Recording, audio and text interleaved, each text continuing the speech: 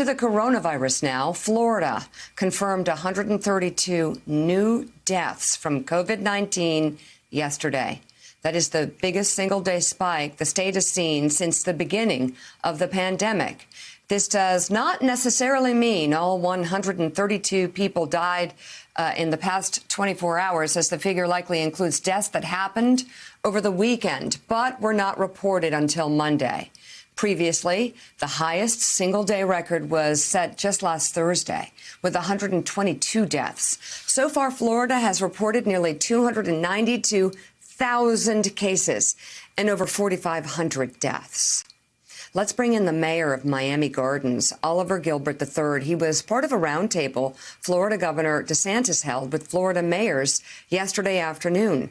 Thank you very much, Mr. Mayor, for coming on the show this morning. I guess, first of all, tell us what is going on in the Miami-Dade area. What is happening with this rise in cases and apparent rise in deaths?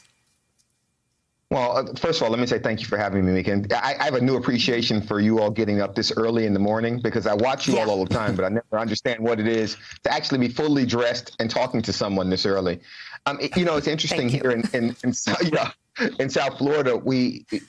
I really do think we opened up too quickly, and I think that's actually borne out in the results that we're seeing. I don't think that we actually stayed closed long enough to develop the type of habits that actually allow for us to beat the coronavirus. And so you see these huge jump in cases. And what we've been saying all along is when you see these huge jump in cases, eventually those cases will translate into hospitalizations, and eventually those hospitalizations will translate, unfortunately, into death for a lot of our fellow Americans. And so it's problematic from that perspective. Also, we know now that we have to we can't maintain this rate. So if we don't do something, if it doesn't slow down, we will have to look at rolling back some of our openings, because we can't have thousands and thousands of people testing positive for coronavirus every day.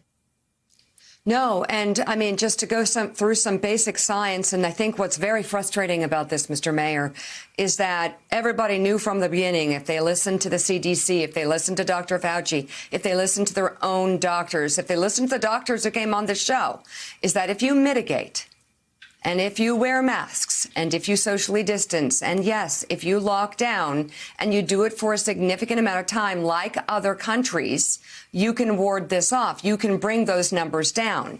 And the leadership was so, quite frankly, schizophrenic on this, that people were not given the guidance they needed. So here we are. So my next question to you, sir, is where are we with testing? Because I know some people in Florida who got tests 10 days ago and do not have results. Yeah, we in Miami Gardens, we have the largest testing site at Hard Rock Stadium. I think we've tested more people than any single site in the state of Florida. The problem is that when you have this explosion nationally, I guess the retesting agent is in short supplies. So people are actually getting tested, going through almost the entire life cycle of the virus and not actually getting their results back until the end. And that's problematic from a couple of perspectives. It doesn't allow us to actually contact trace. So if you are infected by someone and you won't know it, and we won't know to try to call you until that person tests positive. And so and if you look at the gating criteria from the CDC, one of the things they said for reopening was that you had to have a robust contact tracing program.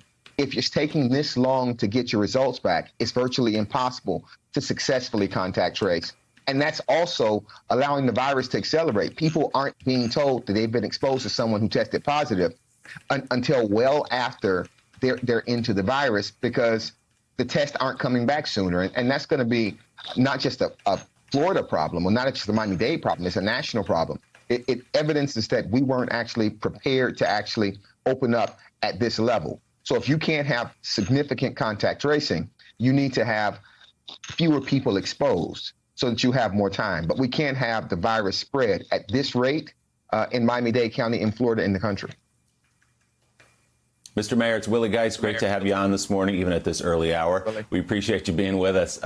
Let me ask you about schools. The superintendents down there have started to say they believe the recommendation is that they should be 100% online when you all go back in about 5 weeks, but that it will be up to each individual school district. How are you and people on your school board thinking about that question right now as parents really want to know, really need to know, because of the implications it has, not just for their kids, but for their own lives and childcare and their own jobs. How are schools looking in your city? Well, it's not. Our schools are governed by a district in Miami-Dade County. We have a wonderful school superintendent, Alberto Cavallo, and I have a good school board member, Dr. Steve Gallen. But from a parent's perspective, and from someone who oversees the policy for the city perspective, it's very problematic, or it's very difficult for me to say that you should go ahead and say that you're going to open up schools now when you have this record type of increase. And I hear people saying, well, the risk to kids are minimal. What does that mean? Because these are our children. So when we send them back and the risk is minimal, what would be an acceptable loss if you sent your kid to school and it was your kid that got sick, and unfortunately it was your kid that might pass away? There are a lot of kids with these pre-existing conditions like respiratory illnesses and asthma. What do we do for those? So I understand the argument that parents want their kids in school. Everybody is tied up in their house with their kids. I understand that. But we don't want them to send them to school into what could actually lead to their death. I think that when people say, let's go ahead and do it, they're ignoring some very basic fundamentals about what schools are, about how kids interact, about how they're in the cafeteria together and how they're on buses together and they're on playgrounds together, and how the general interaction of adolescence is in and of itself not conducive with social distancing. My 13-year-old, he'll wear his mask and hang out when we're together, but the minute he's not around me, he's like, hey, take this mask off, I'm out of here. So I don't know that they're actually thinking about how this is actually going to work and what the actual real life results are. Because the minimalized risk that you talk about means that somebody's kid gets sick and somebody's kid might die. And I don't know that that's going to be an acceptable risk from us. But we have a very capable school board superintendent and school board. They're on that. Mr. Mayor, also, obviously, as we close here, if things had been done right from the get-go, kids might be going back to school. So we're learning that the science works if you apply it. Mayor Oliver Gilbert III, thank you very much for your plain talk this morning. You can go back to bed. I get it. Thank you. And thank you. Thanks for checking out MSNBC on YouTube, and make sure you subscribe to stay up to date on the day's biggest stories. And you can click on any of the videos around us to watch more from Morning Joe and MSNBC. Thanks so much for watching.